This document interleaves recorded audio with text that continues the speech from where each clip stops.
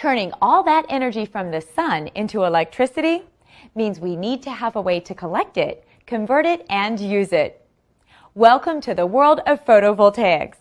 Break this mouthful of a word down and you have photo, meaning light, and voltaic, meaning electricity. This is precisely the mechanism we need to collect and convert sunlight to electricity. The idea is simple. Collect the sun's energy and use it to turn on the lights. The application is a bit more complex.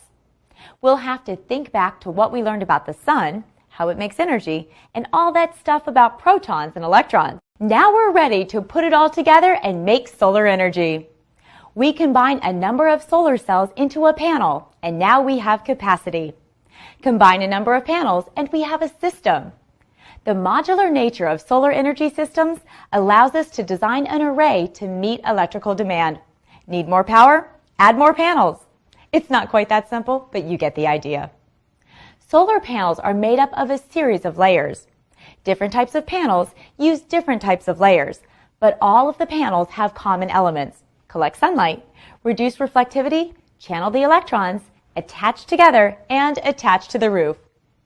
Silicon is super shiny and will reflect most of the sunlight that hits it. This is not optimum. In traditional glass panels, there's a sturdy base for support of the whole structure. Then the silicon boron layer, and then the silicon phosphorus layer. On top of that is a contact grid composed of wires that collect the electrical current and direct it out of the panel for connection to other panels or pieces of the system. Finally, there's an anti-reflective coating and a glass cover for protection from the weather. Traditional panels can be linked together in an array designed to meet your power needs. For optimum sun exposure, those panels must be angled just right, most often toward the south, and require a mounting system for use on rooftops. Advances in technology and innovations in design have led to new panels called thin film or flexible solar panels. They're based on all the same principles of traditional glass panels, but ultra-thin materials and a flexible backing make for an ultra-thin solar panel that's rolled out in long strips and adhered directly to the roof surface. Thin film PV panels measure less than a quarter inch and weigh less than a pound per square foot.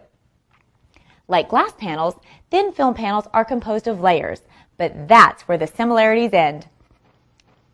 Whether you're using crystalline or thin film PV panels, after mounting and running the requisite wires, the rest of the system is quite the same. Aside from any orientation needed for optimum exposure to direct sunlight, panels can be arranged in a series to provide a little or a lot of power. A certified installer will help you determine just how much power you use, and in turn, what combination of panels will provide the optimum wattage for your needs. The connecting wires on the rooftop are typically run in covered channels, streamlining the installation. These wires go to an inverter. In our case, the solar panels generate direct current or DC power. Household and office appliances use AC or alternating current. The inverter changes DC to AC to make the power usable. The inverter is connected to the building. The building has an internal electrical system that delivers power to every room and every outlet through a central distribution panel. The building is connected to the grid, the local electric system run by the regional utility or power company. Aside from sitting on the roof and watching the sunshine on the panels, it's difficult to monitor a solar energy system and see how well it's working. Some inverters have a display panel that tells you the current output and tallies up daily, weekly, monthly, or yearly production in kilowatt hours. Embracing these technologies is an important way to be a good citizen of the planet. So let the sun shine in and see a bright future tomorrow and every tomorrow after that.